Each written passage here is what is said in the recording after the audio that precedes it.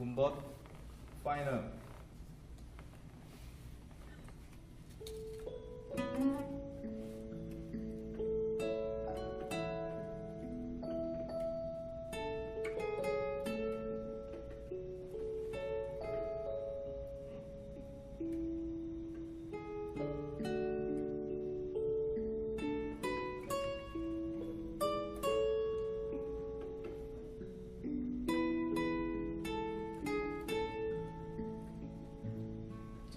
네, 변화경영연구소 10번째 에피소드 시작하겠습니다. 저번 주에 이어 양재우 작가님 모시고 이야기 나누는 중입니다. 저는 동대문 김 사장입니다. 네, 얼림 유입니다.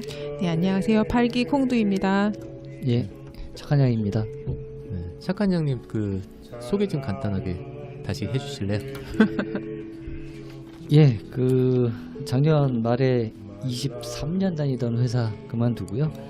현재는 그 1인 기업가 준비를 하고 있고, 그다음에 여러 가지 이제 프로그램이라든가 강의라든가, 그다음에 이제 칼럼이라든가 그런 식으로 앞으로의 삶을 계획을 하고 있습니다. 그때 이제 포항 가서 강연을 하셨잖아요. 예, 강연을 하셨는데 실질적인 구체적인 이제 물어보셨어요. 어떤 분이 지금 투자를 얼마 정도 하고 계시냐 그랬더니 그 구체적인 그 수치를 말씀을 하셨거든요. 그랬더니 그 갑자기 이제 숙연해지는 분위기 그런 분위기였는데 굉장히 놀랐고요. 월급쟁이로서 샐러리맨으로서 월급을 받아가지고 그 정도 자산을 만들 수 있었다는 게 굉장히 놀랐고 그 어떤 역할을 하는 데 있어가지고 그 목표를 그 목표를 달성하는 데 있어가지고 그 우리 사모님이 굉장히 큰 역할을 해주셨다고 사모님이 형수님. 그렇게 이야기를 들었거든요. 굉장히 절약을 많이 하시나 봐요. 그 제가 이제 뭐 칼럼에도 썼지만 처음에 시작이 이제 700만 원 결혼할 때 네. 700만 원 있었고 회사에서 300만 원 대출 받았고 와이프가 혼수금 줄여서 1000만 원 보태서 2000만 원으로 이제 시작을 했고요. 시작을 해서 지금까지 생활을 왔는데 어쨌든 간에 와이프의 그런 전략 정신이 없었다면 지금 뭐 최경자고 뭐고 아무것도 없을 것 같아요. 제가 이렇게 잘 모아서 그렇게는 절대 못했을 것 같아요. 그러니까 어떻게 보면은 전략이 가장 기본 중에 기본인데 대부분 보게 되면 이 기본을 제대로 잊어버리고 못하다 보니까 어떻게 보면은 거기서 시작이 잘못되면 사실은 목돈도 안 만들어질 뿐만 아니라 그 목돈을 활용해서 뭐 여러 가지 수익을 내거나 이런 거 자체도 불가능하거든요. 그래서 첫 시작을 어쨌든 간에 저는 와이프 덕분에 굉장히 잘 시작을 했고 저도 모르는 사이에 이렇게 자산이 차곡차곡 쌓여서 지금까지 왔던 것 같습니다. 예. 그러니까 지금 집도 가지고 계신 거고, 예. 그 외에 이제 그 규모를 아시면은 좀 깜짝 놀라실 거예요. 궁금하네요. 예, 그 정도의 금액을 모으신다는 게 되게 어려운데, 굉장하다는 생각을 하게 되었습니다. 근데 좀 아이러니하게도 그렇잖아요. 예를 들어서 이제 한 10년 전에 10억 만들기 뭐 이런 모임이 그렇죠. 유행이었었잖아요. 예, 예. 근데 그런 사람들은 못 모았어요. 그거를 악착같이 그냥 아득바득 그렇게 10억을 만들려고 했던 사람들은 모으지 않아 그 돈을 만들 수가 없었는데 그 양재우 작가님 같은 경우에 보면은 이 책을 읽어보시면 아시겠지만 기본적으로 그렇게 돈에 있어가지고 어떤 탐욕이라든지 그런 거는 없어요. 거의 하나도 없어요. 그런데도 불구하고 그런 자산을 모을 수 있었다는 게 오늘의 좀 키포인트거든요. 예.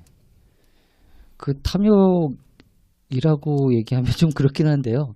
욕심은 있죠. 욕심은 있는데 큰 부분에 대해서 어떤 뭐 사소한 욕심이라든가 저하고 와이프 같은 경우가 어떤 뭐 큰 거에 대한 욕심은 별로 없는 것 같고요. 그다음에 이제 먹는 것도 어떻게 보면 좋아하는 것도 좀 비슷했고 예. 그러다 보니까 어떤 뭐 큰 거에 대한 욕심이 없었던 것 같아요. 그래서 집에서 어쨌든 간에 대부분 가전제품이라든가 이런 것들로 봤을 때도 거의 뭐 쓰는 게 보통 10년 이상 예, 20년 가까이. 차도 꽤 오래 타셨죠? 차도 내년이면 이제 20년째. 와. 몇만 뛰셨어요? 13만 뛰었으니까 저희 키로수는 그렇게 많이 뛴 건 아닌데요. 근데 이제 저도 몰랐어요. 저도 결혼 전에는 어떤 차에 대한 욕심, 난 어떤 차를 가질까? 그다음에 굉장히 뭐 차를 가진다 하면은 뭐 중형차 정도 이렇게 막 생각을 했었는데 의외로 결혼하고 나서 차를 이렇게 저기 하다 보니까 별로 차에 대한 욕심 자체가 없더라고요. 그래서 내가 의외로 어떤 뭐 물건에 대한 물질에 대한 욕심 자체가 그렇게 많은 편은 아니구나. 물론 와이프가 봤을 때는 저는 욕심이 많은 편이에요. 하지만 뭐 그렇다 하더라도 와이프한테 20년 동안 이렇게 이제 트레이닝을 받으면서 저도 이제 지금은 어느 정도 이렇게 가다 보니까 그런 것들이 어떻게 보면 자산이 자연스럽게 쌓이게 되는 그런 계기가 된 것 같고요. 사실은 펀드를 통해 가지고서 어느 정도 수익을 내기는 했지만 가장 큰 부분은 역시 그 전략이었던 것 같고요. 제가 이제 부산에 가서도 그 영단권 모임에서 말씀을 드렸는데 지금까지 살아오면서 수입 대비 저축이라든가 투자로 돌린 비율을 한번 대충 계산을 해보니까 한 55% 정도 되는 것 같아요. 예, 60%는 조금 안 되는 것 같고. 예. 그러다 보니까 가령 뭐 연봉이 한 6천만 원이다. 그러면은 한 3,500 정도는 이렇게 저축이 되니까 그걸 굳이 뭐 수익률 안 따지더라도 그게 이제 차곡차곡 쌓이게 되는 거죠. 예. 그래서 그 부분이 제일 큰 것 같아요. 27년간 인문학 교육을 해온 여의도 성천문화재단에서 바쁜 현대인들을 위해 퇴근길 인문학 교실을 엽니다. 많은 스트레스 가운데서도 삶의 중심을 굳건히 잡고 싶은 사람, 월화수목금금금 일만 하는 고달픈 인생에서 벗어나고픈 사람, 고전을 읽어보고 싶지만 어려워서 시작하지 못하고 있는 사람을 위한 알기 쉽고 실용적인 인문학 강좌입니다. 매주 목요일 저녁 여의도에서 진행되는 퇴근길 인문학 교실을 통해 깊은 인생으로 들어가는 지혜의 문을 열어보세요. 자세한 내용은 성천문화재단 홈페이지 또는 02786-1754번으로 문의하세요. 깊은 공부가 깊은 인생을 열어준다고 믿는 여러분을 기다립니다. 성천문화재단. 이거는 저는 이 책 읽으면서 계속 사실은 뭐 우리 집 경제 상황을 진짜 고민 많이 했습니다. 근데 저는 그렇게 많이 고민 안 하실 것 같은데. 제가요? 예. 왜요? 그렇죠. 그렇게 물어보시니까 그런데 누구나 다 고민하는데 콩드님은 좀 이렇게 초연해지실 그런 그래요? 느낌이 있는 것 같아요. 저도 그랬는데요. 약간 현실에서 약간 붕 뜬 이런 느낌으로 좀 살았는데 이제는 아이가 있으니까 굉장히 현실적으로 되고 뭔가 명확해졌어요. 그래서 경제 상황 까기로 했어요. 작가님 있잖아요. 저희는 40대 중반에 아이를 낳았거든요. 네. 결혼을 40대에 했기 때문에 그래서 60살에 은퇴를 한다고 해도 아이는 중학생인 거예요. 중학교 2학년 그렇거든요. 네. 그래서 근데 저희가 공기업 교사 커플이에요. 우리 남편은 60살에 퇴직을 할 건데 저는 사실 60살에 퇴직하기가 힘들어요. 왜냐하면 평교사로 60살까지 가기가 참 힘들거든요. 예. 일단 그런 상황이고요. 부부 별산제로 운영하고 있고요. 그래서 정확히 월급을 얼마나 받는지 저축을 얼마나 하는지 정확히 알지를 못하는 상황이고 제가 쓰는 것도 뭐 저쪽에서 관여하지 않고. 근데 현재 이 책을 읽으면서 제가 이제 국민연금 하고 공무원 연금에 전화 걸어가지고 얼마나 받을 수 있는지 이런 거 다 알아봤거든요. 그렇게 하고 그리고 빚은 하나도 없는 상황인데 자산도 잘 별로 없어서 한 3억짜리 집 정도 그런 상황이에요. 그래서 저는 휴직자고 남편은 열심히 일을 하고 있죠. 그래서 들어서 아시겠지만 저희 고민은 은퇴할 때까지 퇴직하기 전까지는 어떻게든 다 사라질 것 같아요. 그 이후에 일단은 그 최경자 여기는 250으로 나오던데 그렇죠. 월 여기는 250. 예, 월 250인데 그게 부부 두 사람만 남아 있고 주택 구입비는 모두 대출금을 갚았고 자녀 교육 끝났고 자녀 결혼 비용까지 다 끝난 걸 전제하는 그런 비용이잖아요. 그렇죠. 근데 우리는 사실 그 모든 걸 지금 다시 다 해야 된다는 상황이잖아요. 돈을 벌 수 있는 한 10년, 15년 안에 이 모든 것을 저축을 하거나 뭔가 대비가 필요한 상황이잖아요. 그래서 이런저런 궁리를 해보게 되어요. 일단은 뭐 40대 제가 이제 그 에코라이프를 운영을 하면서 마지노선을 얘기를 하는 게 40대 중반 정도까지 얘기를 하거든요. 그러니까 40대 중반이면은 준비할 수 있는 시간 자체가 10년, 15년 정도 있기 때문에 마지막 준비를 할 수 있는 기간은 있다. 물론 이제 뭐 30대부터 시작을 하면 더 많은 시간이 있으니까 여유가 있긴 한데 일단은 콩두님 같은 경우는 시간은 가능합니다. 가능하고요. 그 다음에 굉장히 좀 유리한 점은 뭐냐면은 대출이 없다는 거.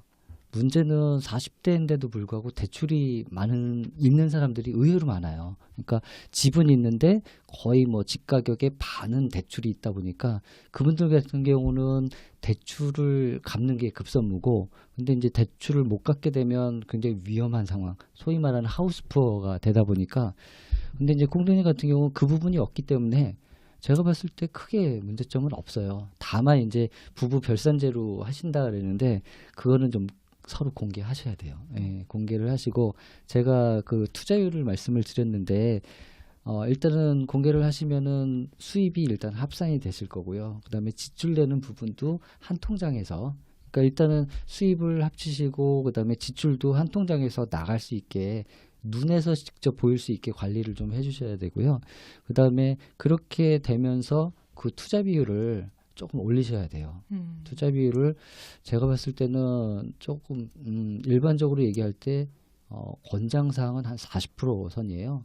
더 올리면 50%까지 가는데 일단은 처음에 40% 선까지 올리기는 좀 쉽지 않아요. 왜냐하면 기존에 쓰는 것들이 있기 때문에 그래서 40%를 올리기 위해서는 실질적인 그 지출 내역들을 봐가지고 좀 개선은 좀 필요해요. 그래서 개선되는 부분은 제가 뭐 따로 이렇게 저기를 하면 한번 봐드리고 말씀을 좀 드릴 수 있고요. 그래서 투자율을 최소 40%부터 시작을 해서 조금 더 이제 가고 저기 하면 뭐 45%, 50%까지 올리면 수입이 부부 합산으로 했을 때 뭐 정확히 얼마가 되는지 모르겠지만 40%, 45% 계산해 보시면 거기에다가 연수를 곱하면 얼마 정도 금액이 나올 거예요. 거기에다가 일단 투자를 생각할 때 연 한 5% 정도 생각을 하시면 어느 정도의 금액이 나오실 거고요. 그 정도 금액이라면은 꽤 생각보다 많이 모으실 수 있을 거예요. 그 정도가 되면 그 다음에 대한 어떤 뭐 불안감이라든가 그런 부분 좀 줄어드실 거고 그 다음에 이제 나이가 들어서도 조금 할 수 있는 일에 대한 준비를 좀 하면 그리고 또 이제 아기가 하나잖아요. 더 낳으실 계획 혹시 있어요? 주시면. 주시면? 네. 예. 뭐 그렇다 하더라도 그 부분은 어쨌든 살아가면서 생활비로 다 포함이 되게 되고요. 그거를 관리를 잘 하시면서 가면 지금 상태에서 제가 봤을 때 그렇게 걱정 안 하셔도 돼요. 예. 대출이 없다는 게 굉장히 큰 부분이고요. 그 다음에 스타트 부분으로 따졌을 때 100m를 뛸 때 대출이 있는 사람들은 100m 처음부터 뛴다라고 하면 콩드님은 최소 제가 봤을 때 20 내지 30m 앞에서 뛰는 거랑 마찬가지거든요. 그래서 걱정 안 하시고 대신 지금의 수익과 지출을 잘 정리를 하셔가지고서 지금부터 계획 있게 해가지고 차근차근 모아 가시면 제가 볼 때 걱정 안 하셔도 됩니다. 감사합니다. 뭔가 좀 마음이 가벼워지는. 저도 이제 말씀 듣고 대출이 없다는 부분에 있어가지고 굉장히 좀 부러움을 느꼈거든요. 그래요? 저는 좀 일반 장사를 하니까요. 사업을 하니까 일반 사람들에 비해서 이제 매출은 높은 편이에요. 근데 이제 저는 대출이 굉장히 많아요. 대출이 굉장히 많기 때문에 어쩔 수 없이 이제 미국 금리라든지 이제 얼마 전에 이제 미국 금리 올랐거든요. 역전된 상황이에요. 그러다 보니까 이제 가슴이 좀 덜컹거리고 이자로 또 얼마가 나갈까 뭐 그런 고민을 하게 되는 거죠. 김 사장님 우리 집에 와 보셨는데 작은 집에 살잖아요. 대출을 안 얻기 위해서 조금 좁아요. 근데 물건이 좀 애기들 사니까 어쩔 수 없는 것 같아요. 애기들 있으니까 당연히 이제 살림이 많이 늘어날 수밖에 없는 거고. 근데 대출이 없는 게 가장 큰 장점이라고 하시니까 왠지 좀 그런 선택을 한 것에 대해서 약간 잘했다 싶으네요. 잘 하신 거고요. 처음에 그 대출을 끼껴서 시작을 한 사람들은 계속 그게 반복이 될 수밖에 없는 게 이제 콩디님도 집이 좀 작다라고 얘기를 하셨잖아요. 대출을 끼고서 작은 집을 그러니까 돈이 없으니까 했는데 살다 보면 조금 넓은 집 가고 싶잖아요. 그럼 넓은 집으로 가는데 마찬가지로 또 대출 끼고 가거든요. 그러니까 계속 대출이 반복이 되면 그 대출을 나중에 가서는 갚기가 어려워져요. 그 다음에 제일 문제점이 뭐냐면은 직장인들 같은 경우는 회사를 다니는 동안은 괜찮은데 어느 순간에 회사를 딱 그만두게 되고 그렇게 되면 대출을 갚을 수 있는 여력 자체가 없어지거든요. 그러면 그때 이제 최후의 선택을 하는 거죠. 집을 팔거나. 예.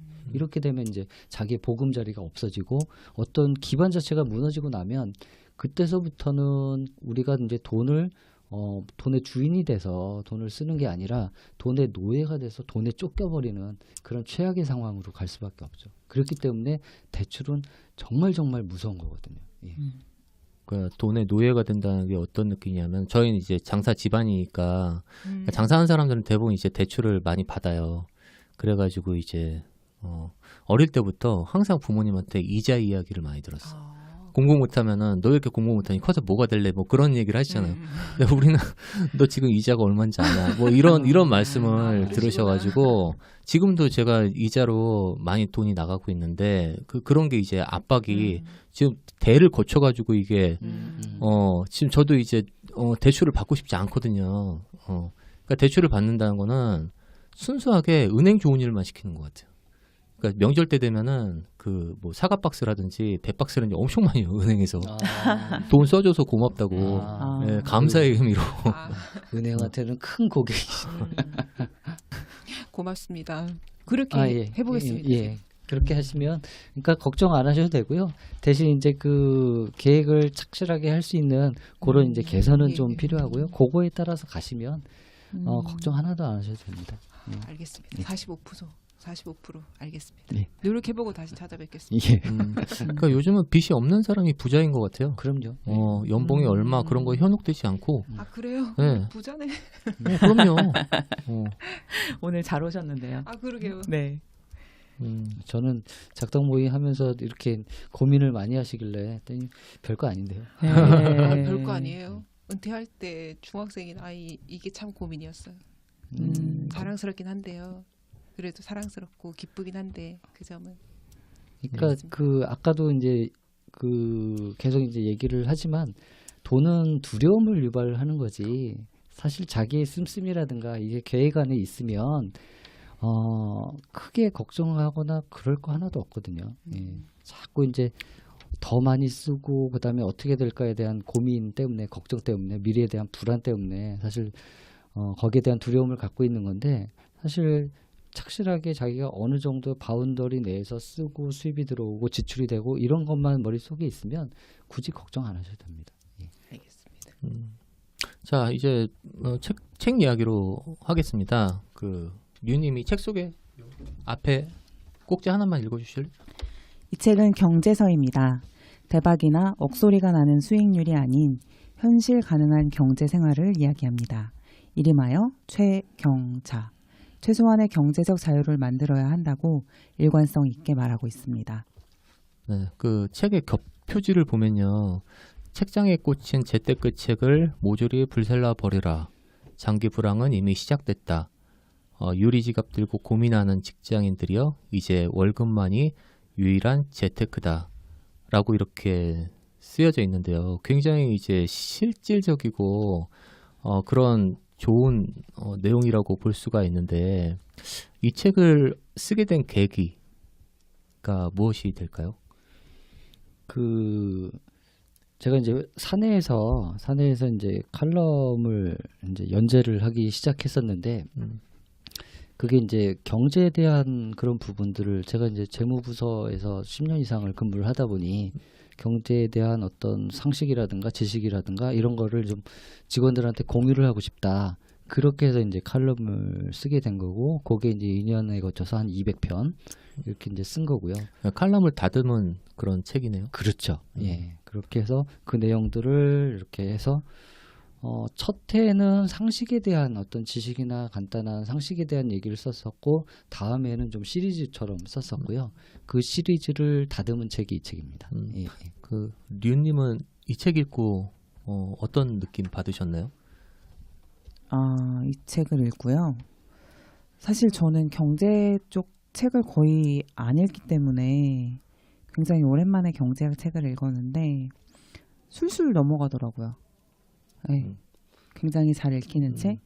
그리고 좀 재밌었던 거는 말씀하시는 그런 말투가 굉장히 친한 친구에게 조언해 주는 듯한, 네, 바로 앞에 앉아 계셔서 얘기를 해주시는 듯한 친절함을 느꼈는데 실제로는 굉장히 강렬하게 이것만은 해야 된다라는 것들을 매번 강조를 해주시고 계셔서 부드러움 속에 이것만은 꼭 해라라는 뭔가 굉장한 당부, 이것만은 했으면 좋겠어 라는 그런 따뜻한 마음을 느낄 수 있었습니다. 고맙습니다. 네. 그 어떤 책에서 나오는 문체에 대해서 네. 말씀을 해주셨고요. 저는 어떤 독특한 경제관이 느껴졌거든요. 그러니까 이를테면 이런 거예요. 다다익선이라고 표현하지만 돈만큼은 꼭 그렇지는 않다고 생각합니다. 왜냐하면 많은 돈은 오히려 몸과 생각을 무겁게 만들 수도 있기 때문이죠. 하지만 반대로 돈이 없다면 우리 일상은 돈에 의해 끌려갈 수밖에 없을 겁니다. 뭐 이렇게 칼럼에서 쓰셨는데 예. 이건 좀 어떻게 보면은 스님들이나 무소유를 추구하는 스님들이나 하실 말씀이거든요. 예. 근데 이렇게 프랙티컬하고 실리적인 그런 것을 추구하시는 경제인이 이런 말씀을 하시는 게 좀 독특했고요. 네. 그런데 이런 생각을 가지고 있었음에도 불구하고 지금 많은 자산을 가지고 계신 거잖아요. 적지 않은. 글쎄요, 뭐 많다라고 표현하기는. 그러니까 월급쟁이로 치면은 예, 예. 굉장히 많은 자산이죠. 예. 예. 그러니까 그런 자산을 그런 자산을 일구어내셨다는 게, 이런 생각을 가지고 계심에도 그런 자산을 일구어내셨다는 게 저는 참 눈에 띄었습니다. 그게 그런 것 같아요. 만약에 제가 어떤 목표를 가지고, 돈에 대한 목표를 가지고서 뭐 가령 뭐 저도 이제 책에서 적용한 것처럼 예전에 유행했던 것처럼 10억 만들기라는 목표를 가지고 만약에 했다라면은 못했을 것 같아요. 그렇다고 뭐 그런 부분에 있어서, 근데 제가 이제 콩두님한테도 말씀드렸던 것처럼 어떤 생활 패턴이라든가 이런 게 딱 패턴화가 되면서 오히려 뭐 돈을 쓰는 것 자체가 어떤 뭐 딱 정해져 있고, 그 다음에 수입 들어와서, 저는 이제 수입이 들어오면 무조건 그 50% 정도, 55% 정도는 일단은 투자 통장으로 넘어가거든요. CM에 일단은 가거든요. 그러다 보니까 월급 통장에서는 남는 부분이 있는데 그게 이제 한 달 생활비가 되는 거죠. 예. 그게 이제 습관처럼 가다 보니까 항상 1년이 되면은 얼마 정도 모인다는 게 딱 정해져 있어요. 그 다음에 거기서 이제 플러스 알파가 되는 거는 투자가 돼서 거기서 얼마나 수익이 더 나느냐, 요거밖에 없는 거고요.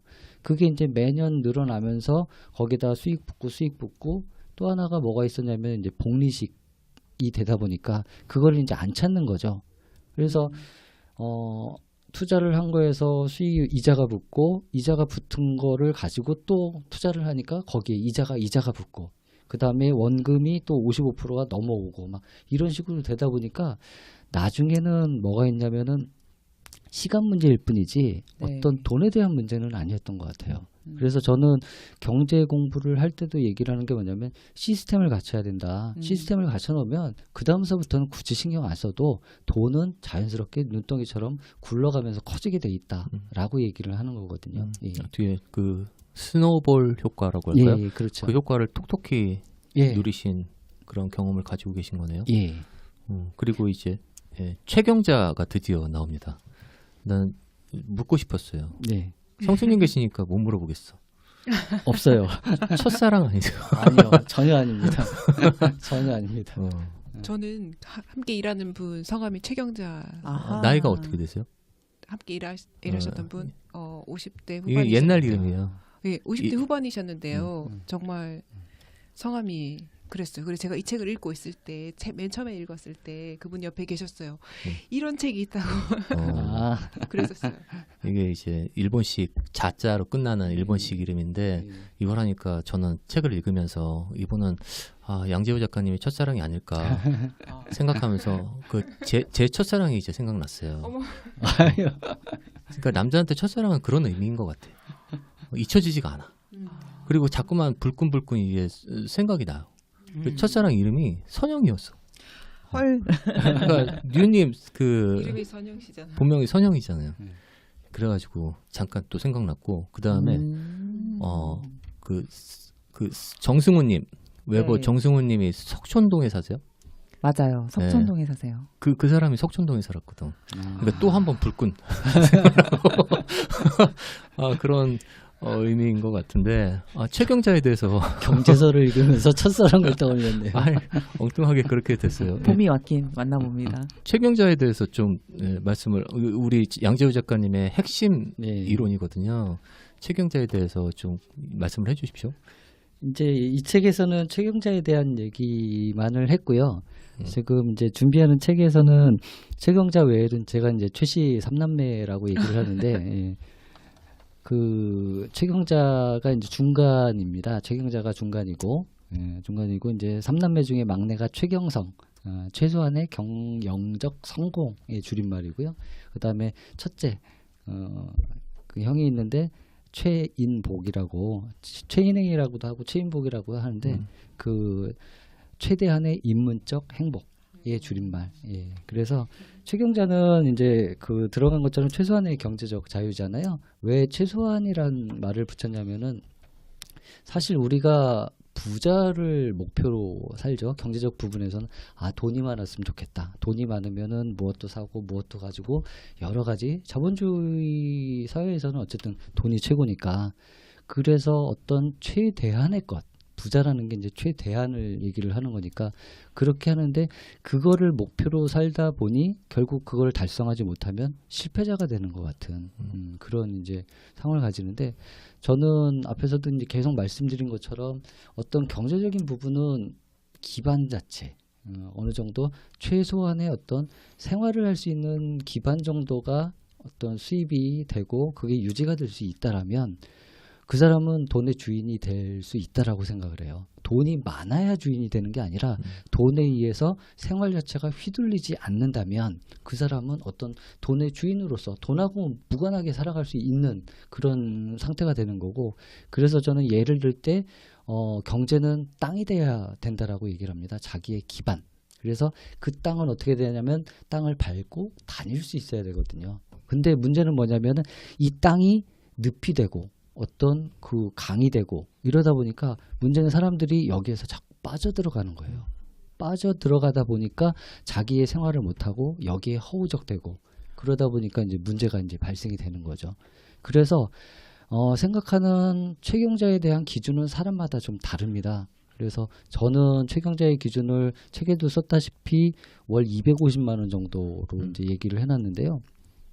그 250만 원을 이제 어떻게 만들어야 되는가에 대한 이제 솔루션도 책에서 제시를 좀 해놨죠. 근데 그 부분이 굉장히 어려운 부분이라면 아마 최소한의 경제적 자유는 안 될 거예요. 하지만 저는 그 부분이 충분히 가능하다라고 판단을 했기 때문에 최경자란 말을 붙인 거고 이 최경자는 저는 250을 얘기했지만 그게 150이 된다라고 할 수도 있을 거예요. 사람마다 다. 그 기준 자체는 다를 수 있으니까 그러면 150이면 더 달성하기 쉽겠죠. 즉 자기가 어떤 경제적인 부분에서 디디고 다닐 수 있는 기반, 땅이 될 수 있는 수준이 어느 정도 수준이냐 그거에 따라서 최경자는 달라지고 그 부분만 달성이 되면 경제적 부분에 대해서는 크게 고민 없이 살아갈 수 있지 않겠느냐라는 게 이제 최경자의 개념입니다. 그 단단한 땅이라고 말씀하시면 제가 볼 때는 일단 빚이 없어야 되고 빚 없어야 돼요. 예. 그리고 절약하는 그런 생활 태도가 몸에 배어 있어야 된다는 거죠. 절약이 좋은 게 뭐냐면은 자산을 모으기 위해서도 절약이 중요하지만 그 절약을 함으로써 지출이 굉장히 줄어들게 되거든요. 그러면서 지출이 습관화가 되면 사실 돈 그렇게 많이 필요하지 않게 되거든요. 습관화가 되면. 그래서 절약이 더 중요하기도 한 거고요. 예. 그 소비를 이제 중독적으로 습관적으로 하는 거에 대해서도 말씀을 해주셨어요. 그 작가님이 원래 전공은 경제학이 아니에요. 생물학이에요. 그래가지고 생물학을 또 이제 연동을 해가지고 또 아주 재밌게 설명을 해주시더라고요. 네. 그 결국은 사람 뇌잖아요. 예, 뇌에 대한 부분이고 어떻게 보면은 소비에 대한 것도 어떤 뇌가 이런 작용을 해서 사실 어떤 그 뇌신경 쪽으로 신경학적으로 해가지고서 그런 신경망이 이제 만들어지는 거고 그 신경망이 한번 딱 굳어지게 되면 그거를 깨트리기가 굉장히 어렵거든요. 근데 소비는 어떻게 보면 본능이라고 볼 수가 있어요. 왜냐하면 본능을 충족시킬 수 있는 가령 먹는 거라든가 가질 수 있는 거라든가 그런 게 다 돈을 통해서 할 수 있기 때문에 그렇게 신경망이 굳어지고 난 다음에 그걸 전략을 하려 그러면 이게 신경망이 안 깨지거든요. 그래서 처음에 전략을 하기가 굉장히 어려운 부분이고 근데 전략을 어떻게든 습관화해서 이 신경망을 깨트리고 전략을 가지고 신경망을 구축을 하게 된다면 그 다음서부터는 편하게 갈 수 있는 부분이거든요. 그래서 처음이 어렵긴 하지만 그거를 습관화할 수 있는 과정까지만 가게 되면 그 다음서부터는 어떤 뭐 전략도 그렇게 어렵지 않은 예. 그러니까 처음에는 강제적으로 해야 되지만 나중에는 자연스러운 습관이 될 수 있는 그런 패턴으로 갈 수가 있는 거죠. 그 류님은 그 습관적으로 하시는 소비가 있나요? 저요. 저는 그 슈퍼에 가서 예, 자잘한 과자를 삽니다. 다 드세요? 아니요, 그렇지는 않고요. 저는 정말 공감하는 게 일단 저는 슈퍼에 가는 이유가 굉장히 다양한 상품들이 있으니까 가끔 가서 구경을 하는 게 굉장히 재미가 있고 그런 다음에 이제 큰 돈을 쓰는 것 저는 별로 좋아하진 않거든요. 예를 들면 명품백이나 저도 좋은 차나 이런 건 별로 관심이 없는데 정말 뭔가를 산다는 데서 오는 즐거움이 확실히 있어요. 그래서 1,000원짜리 하더라도 하나 사갖고 나와야 이게 엔돌핀이 도는 것 같아요. 네. 그래서 저는 그런 짜잘한 쇼핑을 많이 하는데요. 그러다 보니까 뭐 푼돈이 모여서 다시 엔게지수가 높아지고 하긴 하더라고요. 저는 커피숍에 많이 갔었어요. 네. 근데 지금 커피 끊은 지 일주일 됐어. 벌써 일주일째 끊고 네, 계세요? 네. 축하드립니다. 3일 정도 됐을 때 아주 정신없더라고요. 왜 감사합니다. 끊었어요? 너무 힘들었어요. 그 카페인이 많이 잠을 자야 되는데 카페인 때문에 잠이 안 와가지고 너무 힘들고 그 뭐 하루에 한 10,000원씩은 이제 꼭 커피숍 가면 케이크를 또 먹어야 되거든요. 달달한 케이크를 먹어야지 마음의 위로가 되고 막 그랬는데 아무튼 그거를 끊고 그 금액이 모이면은 아마 1년 정도 되면 유럽 여행 갈 수 있을 것 같아요. 많이 그 습관적으로 또 많이 이렇게 뭐 커피숍 뭐 스타벅스라든지 커피빈 많이 갔는데 지금은 이제 안 가고 있는 상황입니다. 계속 지켜봐 주세요. 제가 커피값 절약해가지고 유럽 여행 갈 수 있게끔 도와주시기 바랍니다. 책 내도 되겠는데요. 네. 나는 커피값을 아껴서 유럽 여행 간다 뭐 이런 거. 좋은 내용인데. 완전. 네. 그리고 예. 지금 눈빛이 흔들리셨어요, 그죠? 보통 이제 우리가 재테크 책이라고 하면은 뻥튀기 시키는 그런 거를 상상하잖아요. 근데 이 책은 그 반대점에 있는 겁니다. 절약이라고 하는. 그래서 요즘 그 김생민의 영수증 같은 네. 그런 프로 보신 적 있으세요? 네. 그 프로 보시면은 굉장히 공감을 많이 하실 것 같아요. 공감 안 합니다. 그러세요? 왜요? 그 첫 문구가 그게 나오잖아요. 돈은 안 쓰는 것이다. 네. 그거 아니거든요. 예. 물론 이제 예능이 가미됐다라는 건 알아요. 하지만 돈은 쓸 수밖에 없는데 네, 네. 그 돈을 어떻게 쓰느냐가 중요한 거지 안 쓰는 게 중요하다는 아니거든요. 그러니까 김생민의 영수증 같은 경우에서는 뭐 이렇게 저렇게 썼을 때 뭐 great 아니면 stupid 뭐 이런 식으로 하는데 그건 사람마다 다 달라요. 그래서 어떻게 되냐면 저도 이제 에코 프로그램을 하면서 소비에 대한 이제 류님 같은 경우가 이제 뭐 달달한 과자라든가 뭐 이런 거에 대한 이제 소비를 말씀을 하셨는데 이 소비에 대한 취향이 사람마다 다 달라요. 그러니까 나는 어떤 부분에 대한 소비만큼은 절대 양보 못한다. 만약에 이거를 포기하게 될 경우에는 내 삶 자체가 망가진다. 이런 분들이 있거든요. 그게 무슨 얘기냐면 가령 책을 좋아하는 사람이 네. 책을 못 사게 될 경우에는 그 사람은 아무것도 삶에 대한 어떤 뭐 의미나 보람이나 재미도 없어지는 그런 케이스가 되다 보니까 그게 이제 사람마다 포인트들이 다 다르거든요. 그래서 일률적으로 가령 제가 뭐 40%의 투자율을 이제 만들어야 된다라고 했을 때 그거를 무조건 닦아서 만드는 건 아니에요. 그래서 본인이 꼭 요것만큼은 내 삶의 질이라든가 그런 걸 위해서는 이것만큼은 유지해야 한다라는 거는 놔두고 나머지 불필요하게 낭비되는 것들 자기도 모르게 그냥 습관적으로 낭비되는 것들을 최대한 줄여서 그 투자율을 맞추는 거거든요. 그러다 보니까 김생민의 영수증에서 얘기하는 돈은 안 쓰는 것이다가 아니라 돈은 쓰는데 불필요한 부분에서 쓰는 거는 막아야 된다라는 의미고요. 한 가지 에피소드를 말씀드리자면 한 달 반 정도 됐던 것 같아요. SBS 스페셜에 그 방송 작가가 전화가 메일이 하나 왔었어요. 전화 통화도 했었는데 그런 이제 그 짠돌이들 굉장히 이제 아껴서 부자가 되신 분들이 이 사람들의 사는 낙은 무엇일까? 그거를 가지고서 물어봤더니 그분들은 돈 모으는 재미로 산다. 근데 그거는 좀 아니지 않느냐라는 의문을 가지고 그거를 이제 젊은이들이 얘기하는 욜로 그다음에 김생민의 영수증 하고 이제 비교를 해서 저한테 이제 이 책을 읽고서 연락을 해와 가지고서 통화를 좀 한 적이 있었는데 저는 그렇게 생각을 해요. 돈 모으는 재미도 있긴 하겠지만 그게 이제 어떻게 보면 인생의 재미는 아니라고 생각을 하고 근데 이제 그 방송 작가도 의문을 가졌던 부분들이 돈을 모으려면 전략을 하려면 현재를 희생을 해야 되고 어떻게 보면 그걸 통해서 미래를 대비를 해야 되는 건데 그 미래에 가서 어느 정도 뭐 여유 있게 사는 건 좋은데 현재가 없지 않느냐. 근데 이제 젊은이들이 얘기하는 욜로 부분은 미래는 모르겠고 현재 지금 이 순간을 즐기자. 이런 어떻게 보면 양극단으로 가는 부분이잖아요. 그런 부분에 대해서 어떻게 사는 게 어떻게 보면 잘 사는 얘기일 수 있느냐라는 이제 그런 질문에 대해서 저는 그 답변을 했어요. 갯장이 얘기를 했어요. 갯장이. 예. 갯장이가 뭐냐면은 이제 돈을 모아서 미래를 대비하는 게 이제 개미의 그런 역할이잖아요. 개미들 같은 경우. 그 다음에 배짱이는 뭐 겨울은 모르겠고 이 봄, 여름, 가을 즐기면서 노래 부르면서 재밌게 지내자. 그러다 보니까 이제 겨울에 가서 굉장한 고생을 하게 되는 그런 케이스인데 그래서 저는 대안으로 제시했던 게 갯장이. 예, 갯장이 얘기고요. 갯장이는 뭐냐면은 현재도 즐기고 미래도 대비하자라는 의미예요. 그러면은 개미처럼 하면 미래는 대비되잖아요. 그러면은 현재는 즐기는데 어떻게 즐기느냐? 키워드는 그거였어요. 우리가 대부분 즐기는 거를 생각을 할 때 돈을 동반을 해서 돈을 가지고 쓰는 거를 가지고 즐기는 걸 생각을 하는데 인문적 생각을 창의성을 가지고 생각을 해보면 돈을 안 들이고도 돈을 최소한으로 들이고도 재밌게 놀 수 있는 일들이 얼마든지 많거든요. 그런 것들을 즐기면 그런 걸 가지고 굉장히 재밌게 즐길 수 있다면 그렇게 삶을 가면 갯장이의 삶이 될 수 있지 않을까라는 그런 생각이고요.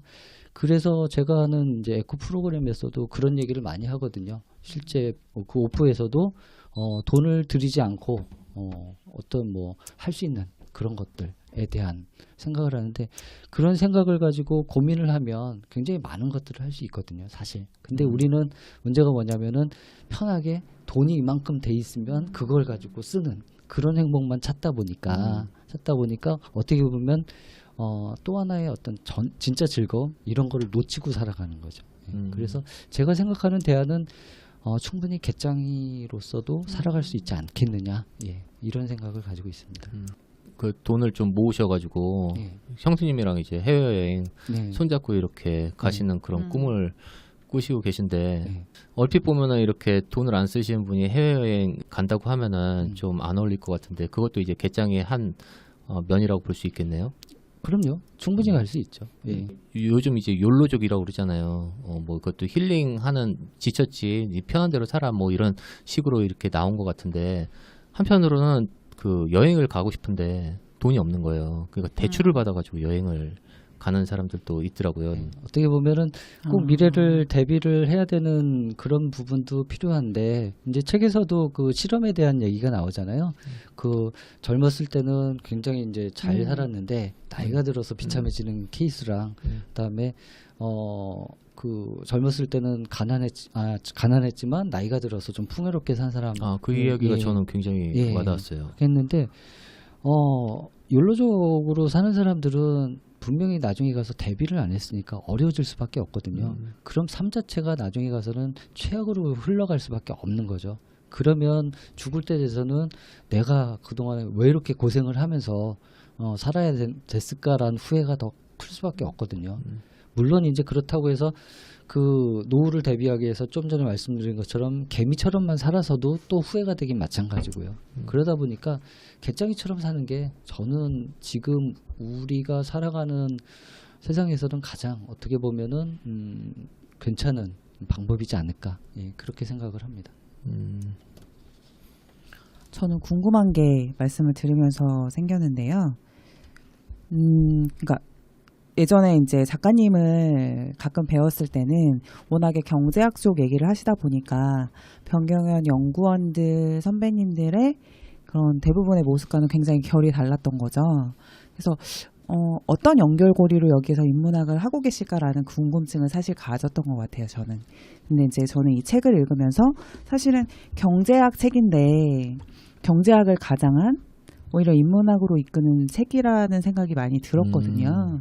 네, 그래서 경제학을 믿기로 하는 건 아니지만 어쨌든 경제학을 우리한테 이제 다리로 제시를 하면서 결국은 너 자신의 삶을 인문학적인 삶을 이끄는 이런 책이라는 생각이 들었고 갑자기 궁금한 게 이제 젊은 시절부터 절약을 해야 되겠다라는 방법론을 하신 다음에 개짱이라는 철학을 확립하신 이후 변경원을 찾아가신 건지 아니면 변경원의 어떤 그런 연구생활을 통해서 이런 개짱이라는 가치관을 확립하시게 된 건지 약간 선우가 좀 궁금합니다.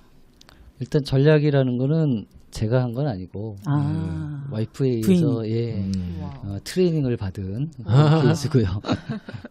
그다음에 개짱에 대한 얘기는 그 변경이 끝나고 나서 네. 예, 저기를 했던 건데 굉장히 고민을 많이 했어요. 1인 기업가를 꿈꾸는 삶인데 이제 변경연에 계신 분들이 1인 기업가를 꿈꾸는 분들이 많은데 가만 보니까 경제적으로 굉장히 좀 어려운 상황에 처하신 분들이 많았죠. 지금도 이제 좀 되는 편이고 그러다 보니까 그 부분을 해결할 수 있는 방법이 뭐가 있을까라는 고민을 굉장히 많이 했어요. 그렇다고 제가 예전에 보면은 시대가 어떤 경기 상황이 좋았을 때는 금융위기 전이었던 것 같아요.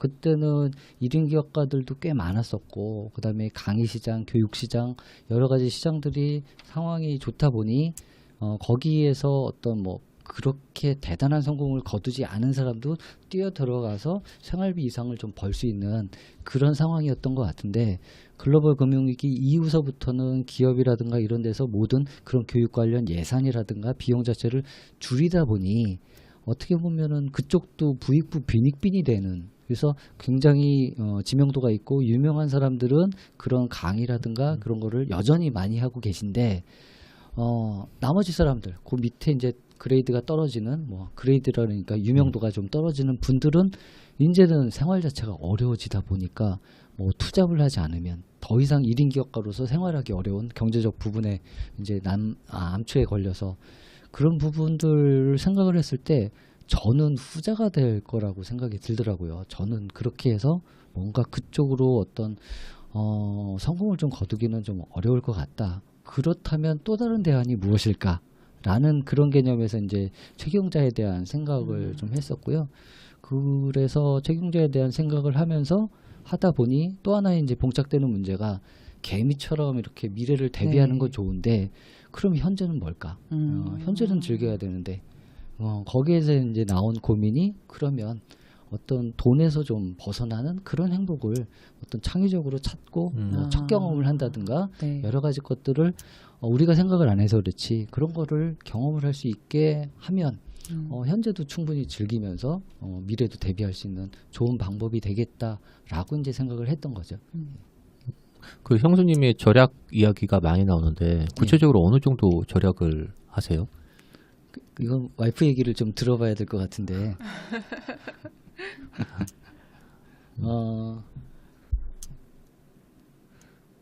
그 뭐라고 얘기를 해야 될까요? 그 구체적으로 얘기를 한다면은 말씀드린 것처럼 네. 일단은 거의, 쓸데없는 돈을 안 쓰시는 거잖아요. 그렇죠. 쓸데없는 돈은 안 쓰고 어떤 이제 그 제가 이제 살아보면서 느끼는 게 뭐냐면은 와이프는 뭔가를 사야 될 때 자꾸 뒤로 밀어요. 한 번에 안 사고 예. 고민에 고민을 거듭하다 보면 나중에 가면은 안 사게 되는 경우도 의외로 많아요. 왜냐하면 그때 가게 되면은 그 물건이 반드시 필요 안 할 수도 있거든요. 그러면 이제 안 하게 되는 거고, 그 다음에 사더라도 자꾸 이제 늦추다 보면은 뭐가 있냐면은 시간이 지나면 보다 싼 그런 것들이 나오게 되고, 그러면 그런 걸 이제 사게 되는 거고요. 그런 것들이 계속 습관이 되고, 그 다음에 이제 외식 얘기를 빼놓을 수가 없는데, 외식이 지금은 이제 좀 많이 하는 편인데, 아이들 어렸을 때는 1년에 딱 5번 외식을 했거든요. 와. 대단하시네요. 와. 와. 결혼기념일 하고 네. 저희 결혼기념일 하고 각자의 생일 아이들까지 그렇게 하는데, 어쨌든 간에 그렇게 먹고 그 다음에 이제 애들 먹고 싶은 거 보통 이제 뭐 짜장면이나 돈가스나 뭐 이렇게 하는데, 그런 게 아니라 이제 그 메뉴가 아닌 다른 메뉴를 갈 때는 안 먹어본 메뉴 위주로 이제 가거든요. 가면은 와이프가 요리를 잘해요. 그러면 그걸 먹어보면 그 다음에 집에 와서 만들어요. 와. 예, 만들어서 아이들이 달라고 그게 먹고 싶다라고 하면 집에서 다 만들어줍니다. 그래서 와이프가 웬만한 것들은 다 만들어요. 그러다 보니까 아이들도 뭐 엄마가 다 만들어주니까 굳이 나가서 외식 안 해도 외식하자는 얘기를 별로 안 했죠. 그러다 보니까 뭐 짜장, 짬뽕, 뭐 그 감자탕, 뭐 베트남 쌀국수 뭐 이런 거 다 집에서 다 만들었으니까 그러니까 와우. 굳이 외식을 안 해도 그런 부분에서 굉장히 세이브가 많이 됐던 것 같아요. 그 수입을 우리는 보통 이제 누가 돈을 얼마 벌었다더라 그런 말에 귀가 혹하잖아요. 근데 이제 요즘은 그 반대의 그런 부분도 좀 떠오르고 있는데, 일본 같은 경우에는 장기 불황이 계속되고 있었잖아요. 그러니까 김생민의 영수증 같은 그런 삶을 사는 사람들이 오래전부터 있었어요. 그러니까 주부인데 매우 알뜰한 거예요. 그런 사람들이 이제 블로그로 활동을 하다가 책도 내고 강연도 하고 그러시거든요. 그러니까 한 가지 예를 들면은 일단 다 주워 필요한 것들 있잖아요. 선반이라든지 그런 뭐 책장이라든지 사람들이 분명히 충분히 쓸 수 있는데도 불구하고 버린다는 거예요. 그렇죠. 그러니까 그 사람들 입장에서 이해가 안 가고, 그런 것들은 이제 다 주워와가지고 자기네가 사용을 하고, 그다음에 아까 이제 미룬다고 말씀을 하셨잖아요. 소비를. 그거 미루는 거예요. 소파를 정말 사고 싶은데 미루고 맨날 가긴 가요. 거기 가가지고 소파를 사야지 이렇게 보는데 계속 미루다가 결국은 5년 만에 샀다. 그런 게 이제 있으면은 사람들이 또 대단하다 뭐 이렇게 칭찬해주고 뭐 그런 분위기가 되는 것 같더라고요. 언어 체경자부터 시작을 해가지고 계속 이제 아까 개짱이요? 네, 개짱이. 야, 조어를 만드는, 언어를 만드는 데 있어가지고 탁월한 이제 또 실력을 가지고 계신 것 같아요. 예, 최경성, 최인행 그리고 또 이런 표현도 있었어요. 절약하는 거, 이제 금리의 무서움에 대해서 이제 표현을 하신 부분인데, 조금만 올라도 그 금액은 새끼를 쳐서 공포의 에이리언처럼 더 커져 버릴 수 있다는 겁니다. 뭐 이렇게 정말 딱 들어맞는 그런 표현을 하신 거거든요. 이런 부분에 있어가지고 좀 말을 만드는 데 있어가지고 좀 탁월한 능력이 있으신 것 같습니다. 제가 글을 어쨌든 간에 뭐 잘 쓴다는 생각은 가진 적이 없는 것 같고요.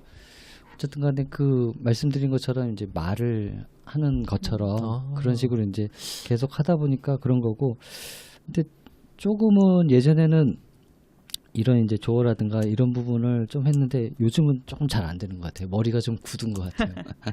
예전보다는. 네. 굉장히 그 옆에 이제 형수님이 계신데 그 알콩달콩함과 네. 사랑이 느껴져요. 이렇게 말을 잘하시고 만드시는 분하고 같이 살면은 되게 재밌을 것 같아요. 좋으신가요? 뭐 나쁘진 않아요. 와. 저 여러모로 배우고 있습니다 오늘. 부럽습니다. 예, 경제도 배우고, 그리고 네. 또 이제 부부관계도 배우고. 같이 사신 지 몇 년 되신 거예요? 지금 96년도에 결혼을 했으니까 네. 좋습니다. 23? 아니 우와. 23년? 23년. 그 전에 이제 직장 생활 하시다가 아기 가지시면서 예, 출산하면서 집에서 있게 된 거예요. 거의 다들 그렇죠. 좀 개인적으로 궁금한데요. 고향이 어디세요? 저는 경기도예요. 아, 예. 경기도 분들이 저희 어머님도 이제 경기도 분인데 좀 굉장히 절약 정신을 강하시고 생활력이 강해. 우리 어머님도 장사로 이렇게 하셔가지고 굉장히 좀 성공한 케이스인데 생활력이 강하신 것 같더라고요. 저는 질문 아, 예. 드리고 싶어요. 거기 최경자를 이루기 위해서 50% 정도 절약하고 그리고 1년에 50% 절약하면 그 상을 주는 의뢰를 하시잖아요. 네. 그럼 두 번째 투자하는데 여기는 인덱스 펀드를 적립식으로 그다음에 말씀하신 것처럼 복리로 나눠서 이렇게 한다고 하시는데요. 그 인덱스 펀드 이야기를 조금 해주셨으면 좋겠어요. 저는 좀 처음 들어본 이야기거든요. 그 투자에 대한 얘기 이제 잠깐 말씀을 드리면 일반 이제 펀드에 투자를 많이 하죠. 펀드에 투자를 하든가 아니면은 직접 주식에 투자를 하든가 그렇게 이제 하는데 직접 주식에 투자하는 거는 리스크가 너무 크다 보니까 저는 그거는 좀 반대를 하고요. 예. 그다음에 펀드에 투자를 하는데 펀드가 문제가 뭐냐면은 두 가지 문제가 있죠. 일단은 투자하는 사람이 누군지 모른다는 거. 그 운영하는 사람. 펀드 매니저라고 하는데 우리가 펀드 매니저 잘 모르잖아요. 그러니까 과거의 어떤 뭐 실적이라든가 성과를 보고서 그 펀드를 고르긴 하지만 그 펀드가 앞으로도 계속 괜찮은 수익을 낼 수 있느냐는 잘 모르는 거죠. 그다음에 이제 또 하나 문제는 뭐냐면 성과가 좋은 펀드들은 수수료가 비싸요. 예.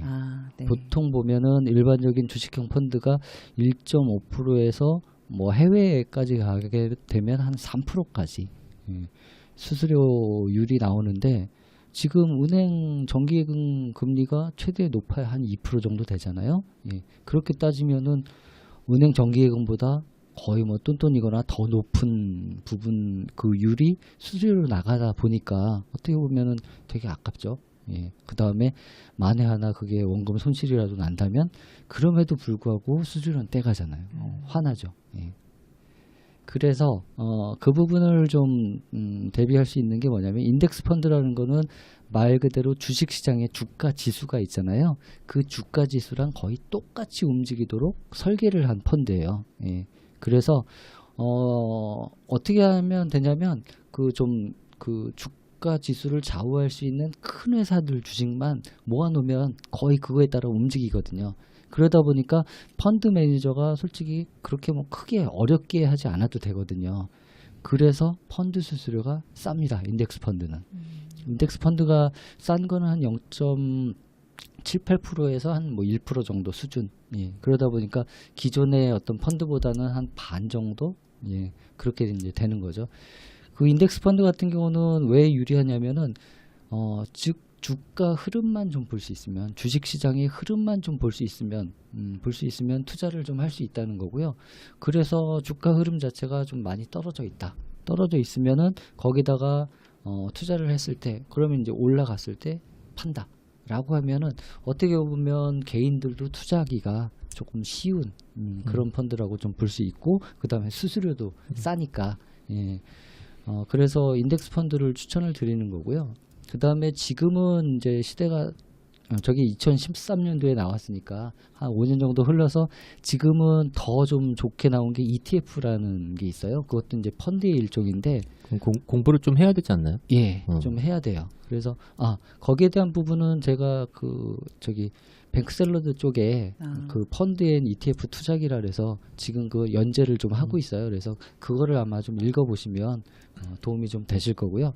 그래서 ETF 같은 경우는 그거를 똑같은 인덱스 펀드인데 주식 거래할 수 있게 만들어 놓은 거예요. 그래서 보다 더 쉽게 투자를 좀 할 수가 있어요. 그래서 그걸 가지고 하고 그 다음에 또 ETF가 종류가 제가 이제 주가 지수만 말씀드렸지만 환율, 금, 은, 그 다음에 뭐 유가, 그 다음에 뭐 천연가스 여러 가지 것들에 대해서 다 연계를 해서 그 상품들을 만들어 놨기 때문에 여러 가지 것들을 자기가 골라서 수익을 좀 낼 수 있게, 그러니까 소위 말하는 포트폴리오를 구성을 좀 할 수가 있어요. 그래서 제가 지금 하고 있는 투자 행태는 그 ETF를 가지고 좀 믹스해서 포트폴리오를 만들어 놓은 그런 상태고요. 그래서 여러 가지 것들이 가령 이제 막 주가 지수에 투자하는 인덱스 펀드에만 하나 딱 넣어놓으면 그거는 올라갈 때까지 기다려야 되잖아요.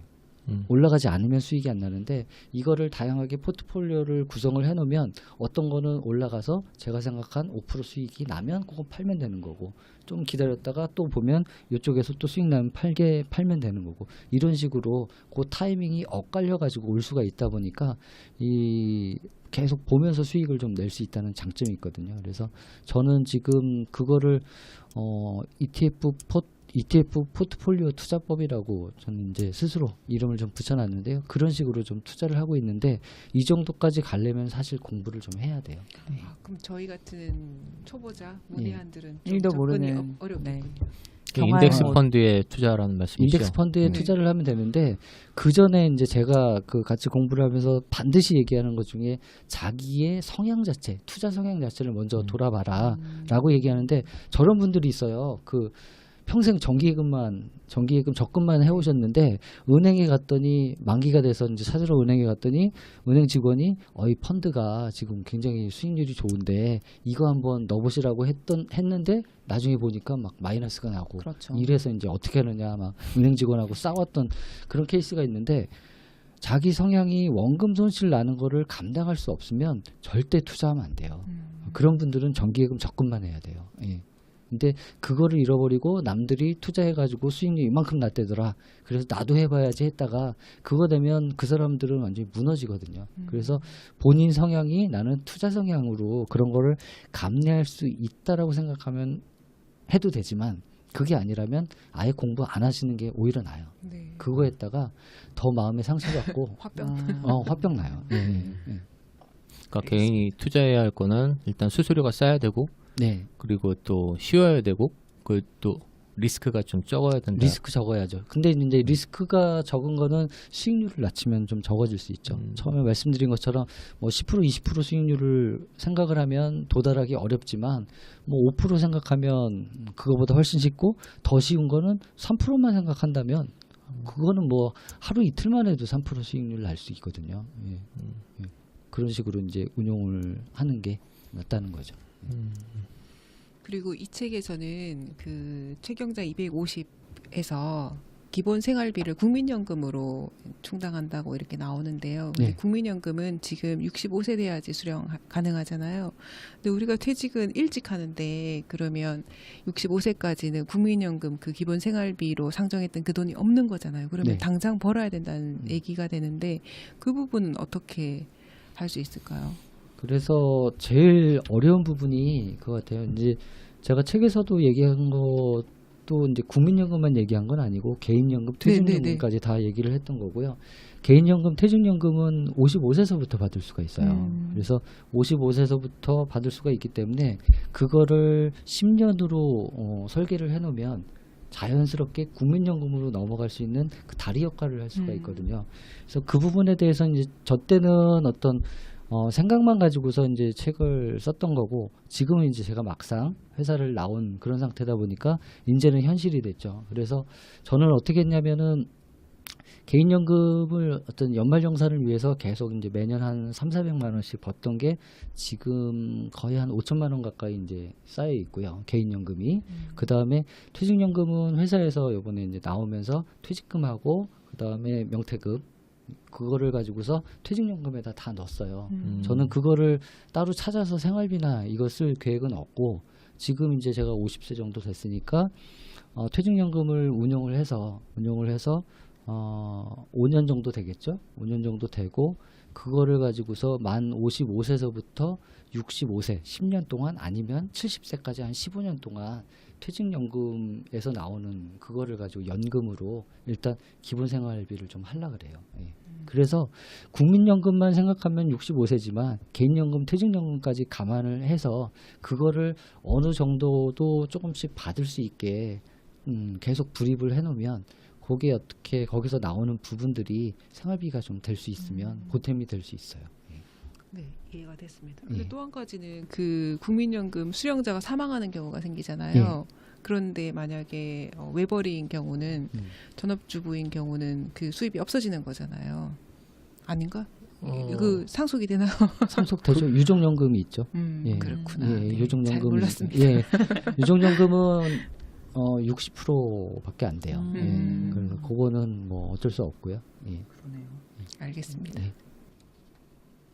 저는 아까 얘기 나누면서도 재밌었던 게 보통 뭔가 하시면 굉장히 장기간으로 하시는 것 같아요. 네. 네, 아까 운동하시는 것도 헬스장에 놀러 다닌 지 15년 정도 됐다라고 예. 얘기를 하셨는데 보통 이제 업무나 어떤 사로잡힌 일을 하시는 성향들이 한번 시작하면 최소 10년 뭐 이런 방식이신지 그걸 끌고 가는 어떤 힘이랄까 그런 건 무엇인지 궁금했습니다. 일단은 뭐 제가 좋아하니까 네. 그렇게 하는 거겠죠. 싫어하면 그렇게 절대 못하죠. 예.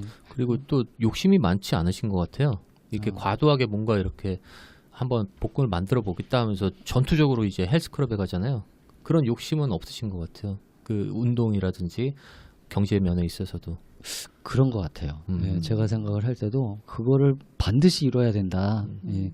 물론 이제 뭐 다른 어떤 삶에 대해서 내가 해야 되는 그런 부분이라면 그럴 수는 있겠지만은 그런 부분에 목숨 걸 필요는 없으니까 그런 부분이고 그다음에 이제 헬스 같은 경우도 몸이 좋아지는 게 중요한 거지 건강해지는 게 중요한 거지 복근을 꼭 만들어서 물론 목표를 세우기도 했지만 복근을 만들어서 이거를 내가 못 만들면 정말 안 된다. 그런 거는 아닌 것 같고요. 그렇게 봤을 때 어떤 삶의 방향성에 대한 부분들, 그러니까 책을 쓰고 그 다음에 뭐 글을 쓰고 이런 것들, 그 다음에 프로그램을 운영하고 이런 것들은 어떻게 보면 삶의 방향성에 대한 것들이기 때문에 그냥 꾸준하게 제가 생각해서 가는 것 같아요. 근데 그런 부분이 아니라면은 뭐 그런 부분에 대해서는 그렇게 오랫동안 하거나 그러지는 않는 것 같아요. 그 글을 쓰시고 하실 때 이제 피드백을 받는다고 말씀을 주셨는데 어떤 반응을 들을 때 제일 좀 기분이 좋다고 할까요? 아니면 이런 반응을 기대하고 글을 쓰시는 독자들을 향한 마음이 어떤 것인지 궁금합니다. 일단은 공감된다는 얘기가 제일 좋은 것 같아요. 예, 공감된다는 얘기, 그다음에 잘 읽고 있다는 얘기, 네. 예, 그다음에 뭐 오늘자 마음 편지를 보고 굉장히 힘이 됐다. 뭐 이런 됐다. 얘기를 들으면 굉장히 좋은 것 같고요. 그다음에 뭐 이런 얘기를 통하면은 뭐 이런 반응이 오겠지. 뭐 이렇게 하지는 않는 것 같아요. 예, 쓰면서 어떤 제가 이제 그런 얘기들을 이제 쓰고는 있지만 그런 것들을 통해서 뭐 역시나 제가 가장 많이 배우고 그다음에 가장 많이 공부를 하는 부분이기 때문에 뭐 저는 꾸준하게 쓰면서 여러 가지 생각들을 하고 그게 좋은 것 같아요. 혹시 특별히 좀 염두에 두시는 직업군이라던가 나이라던가 아니면 예를 들면 변경영 연구원처럼 뭐 글이나 1인 본인만의 그런 뭐죠 프로그램에 관심 있는 사람들이라던가 그러니까 그렇게 내가 좀 공감을 해주고 싶고 그들에게 좀 힘이 돼주고 싶고 그들이 좀 와서 나를 찾아와서 읽어줬으면 하는 그런 좀 특정 그룹이 있으신가요? 특별히 도움이 필요하다고 생각되는 그런 사람들이요. 그 에코라이오 기본 과정을 이제 5년을 하고 나서 그 과연 지금 하고 있는 이 프로그램의 정의가 뭘까라는 생각을 해봤어요. 해봤는데 잘 모르겠더라고요. 근데 이렇게 이제 그 다른 그 멤버들하고 얘기를 하다가 문득 든 생각이 뭐였냐면은 그래 이게 어떻게 보면은 다른 과정 그러니까 다른 분들이 하는 다른 연구원들이라든가 다른 여러 가지 분들이 하시는 그런 프로그램을 하기 위한 기초적인 백그라운드 작업이 되는 과정이 될 수 있겠다. 왜냐하면 경제에 대한 얘기를 하고 있고 경제를 기반으로 만들고 그 다음에 이제 나머지 6개월은 입문하고 이제 경영에 대한 저기까지 들어가다 보니까 어떻게 보면은 그 사람이 지금까지 경제적으로 어떤 문제가 있거나 그런 부분을 개선을 해서 이제 출발선상에 들어설 수 있게 만드는 본격적으로 달릴 수 있게 만드는 그런 과정이 지금 에코라이오 기본 과정이 되는 것 같다라는 생각이 딱 드는 순간 아 맞겠다라는 생각이 들더라고요. 그러면서 이제 든 생각이 뭐냐면은 사실 이거를 하면서 지금 같이 했던 연구원이 그 정재배 연구원, 예, 그다음에 네. 박미옥 연구원, 그다음에 박형수 연구원도 잠깐 하긴 했는데 중간에 이제 저기를 하셔서 그랬는데 연구원들에 대해서는 좀 안타까움이 있어요. 그러니까 제가 이거를 하면서 연구원들한테 어떤 재무 상담이라든가 이런 거를 얘기를 해라. 그러면 내가 최대한 도와줄 수 있는 부분에 대해서는 도와주겠다라고 얘기를 하는데 의외로 얘기를 안 하세요. 그 이유를 알죠. 돈에 대한 얘기 꺼내기가 자기에 대한 얘기 꺼내는 것 자체가 좀 그러다 보니까 그래서 저는 차라리 연구원들이 이 과정에 들어와서 제대로 공부하고 정말 이 부분에 대해서 출발선상에 쓸 수 있게 자기를 만들고 다시 출발하면 되는 거니까 그렇게 했으면 좋겠는데 아직까지는 일단 경제에 대한 어려움 거기에 대한 이제 허들이 높다라는 그런 생각들이 좀 많아서 좀 그런 부분에 대한 좀 안타까움이 있고요. 어떻게 보면은 그 부분에 대해서는 제가 연구원들한테 도움이 될 수 있는 부분이 있다라면 뭔가 좀 만들어 보고 싶고요. 네. 예. 자, 또 그 오늘 말씀하신 거 외에 앞으로 이제 또 다른 계획이나 출간, 뭐 강연, 뭐 있으시면은 어떤 게 있을까요? 일단 제가 회사를 나오면서 준비를 하겠다라고 생각한 기간은 2년이에요. 네, 2년이고 2년이면 뭐 충분한 시간이 될 거고 그 다음에 최경자를 이제 책에서도 얘기를 했지만 사실 그 250만 원 중에서 그 강의, 뭐 교육 프로그램, 그다음에 뭐 글쓰기, 뭐 이런 걸 통해서 벌어들인 수입에 생각하는 게 월 50만 원 정도거든요. 예, 정말 작네요. 예, 작아요. 예, 근데 지금 운이 좋게도 지금 3월달 수입이 50만 원을 넘어가는 것 같아요. 예. 그러다 보니까 반갑습니다. 예. 그러다 보니까 어떻게 보면 2년 동안 준비하면 플러스 알파가 될지언정 그 정도 수준을 유지하지 않을까라는 생각이고요. 그러다 보니까 뭐 크게 욕심 부리지 않아도 그냥 꾸준하게 갈 수 있겠구나라는 그런 생각 때문에 조급해하지 않고 그냥 천천히 가려고 생각을 하고 있고요. 그 다음에 또 감사한 거는 뭐냐면은 그 독서방을 통해서 만난 그 정도영이란 친구가 있어요. 그 사랑과 직업 연구소의 예. 대표인데 그 친구가 소개해서 3월 초에 이제 강의도 한번 다녀왔고 또 이제 다른 데 소개를 해줘서 아마 그쪽에서도 또 강의가 시작될 수 있을 것 같기도 하고요. 그렇게 본다면은 어떤 내가 이 일을 통해서 뭐 300만 원, 500만 원을 벌어서 내 거기에 모든 수입을 창출을 해서 내 생활비를 감당해서 가겠다라고 하면 그거는 어떻게 보면 불가능한 목표인지 모르겠는데 어떤 일부분을 가지고서 이렇게 가는 목표이기 때문에 충분히 달성할 수 있다라고 생각을 하고요. 그렇게 되면은 나머지 플러스 알파는 굉장히 더 여유 있게 살아갈 수 있는 힘이 되지 않을까? 예, 그렇게 보고 있어요. 그 목표를 설정하실 때 굉장히 현실적인 목표를 이렇게 정하시죠? 예, 그렇죠. 예. 이게 두 번째 책이잖아요. 그렇죠. 그 야구를 굉장히 좋아하시는데 예. 홈런을 꿈꾸신 적이 있으세요? 홈런을 꿈꿨죠. 4인 야구할 때. 근데 홈런을 못 쳤어요. 야구하실 때 이제 이 정도만 됐다. 한 2루 그 정도만 갈 수 있을 정도면 된다. 네. 뭐 그런 정도로 생각하시고 야구할 때는 홈런 치고 싶었어요. 근데 마음대로 안 되더라고요. 그건. 그렇게 되고 그 읽은 책 중에서 경제 관련해서 뭐 추천해주고 싶으신 책이 있으시나요? 경제 관련해서는 그 기초가 없으신 분들은 그 EBS 다큐 프라임에서 나온 그 자본주의란 책, 책 제목은 영 재미가 없을 것 같은데 굉장히 잘 만들어놓은 책이에요. 그래서 기초가 없으신 분들은 그 책 꼭 읽어보시면 그래도 자본주의가 뭔지 좀 알 수 있는 책이고요. 예.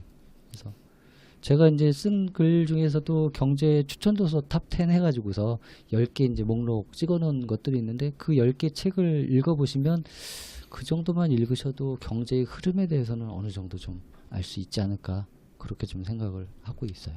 예. 야, 이제 슬슬 마무리를 하겠는데요. 그 뚱냥님은 오늘 책 읽고 그 다음에 뚱냥님이래. 나 뚱냥님 사랑하나 봐. 그러니까 제가 진작에 보고 싶어. 알아봤습니다. 그러네. 여기가 뚱냥님 자리였어요. 그러니까 맞아, 이렇게 맞아. 보면서 물어봤거든. 류님은 이 책을 읽고 네. 그다음에 오늘 또 작가님 뵙고 이야기 들었는데 네네. 어떤 생각의 변화나 어떤 앞으로 어떤 계획을 가지게 되셨습니까? 저는 굉장히 큰 생각의 변화가 있었고요. 뭐냐면 저는 이제 돈을 좀 멀리한 쪽인데 그 원인이 두려움이라는 건 사실 같지만 돈을 많이 가지게 됐을 때 돈이 저를 지배할 것 같은 두려움이 사실 더 컸었던 것 같아요. 플러스 돈을 좀 멀리하려는 약간의 고고함을 가지고 싶었던 마음도 있었고요. 근데 실질적으로 이제 지금 1인 기업가로 나오게 되니까 돈이 없다는 게 이제 두려운 상황이 되었습니다. 그러니까 돈이 없어서 두렵고 없을까봐 두렵고 하는 상황이 되었는데 그 두려움을 어떻게 극복할 것인가에 저처럼 좀 이런 것들을 되게 무서워하던 사람들이 굉장히 쉽게 빠져들 수 있는, 그리고 이제 무엇보다도 최경자라는 그런 이제 목표는 저에게 너무 잘 맞는 거죠. 그러니까 저는 돈을 굉장히 많이 벌고 싶지는 않지만 말씀하신 대로 내가 충분히 재밌게 놀기 위해서 최소한의 경제적 자유가 필요하다라는 거를 지금 딱 절감한 시기거든요. 그래서 최경자가 되기 위해서 책을 한 번 더 읽고요. 착한 양님을 찾아뵙고 재무 상담을 받겠습니다. 가야 되겠네. 우리 내년에 가야 될 것 같죠, 콩드님? 콩두님은 어떤 생각 가지셨어요? 저는 일단 두 분 뵙는 게 참 좋았고요. 그 책 속에서도 부부가 함께 산책을 하고 아내가 집에서 가지고 온 음식을 먹었다.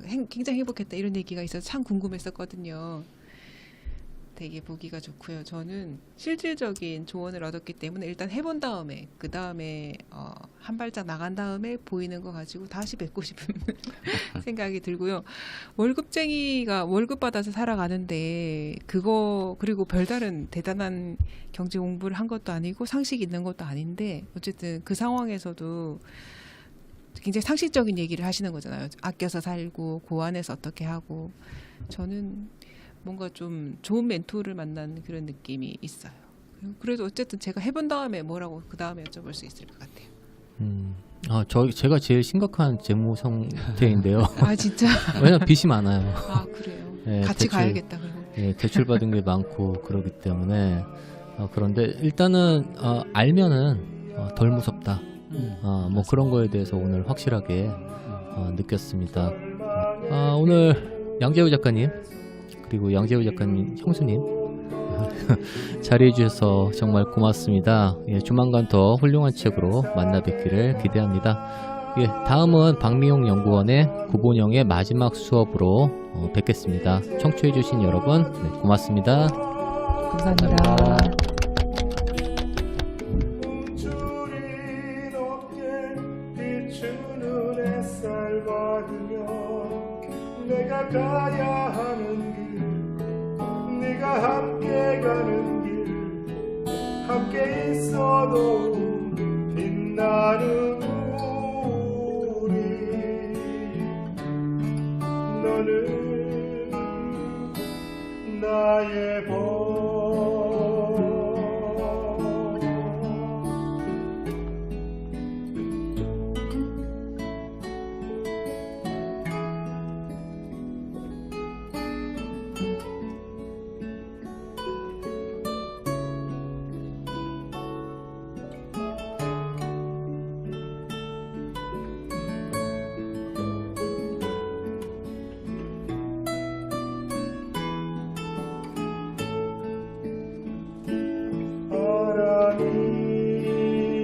강하게 부는 것은 너를 강하게 만들기 위한 축복 언제나 절망의 계곡에서 피는 꽃말이 희망이라고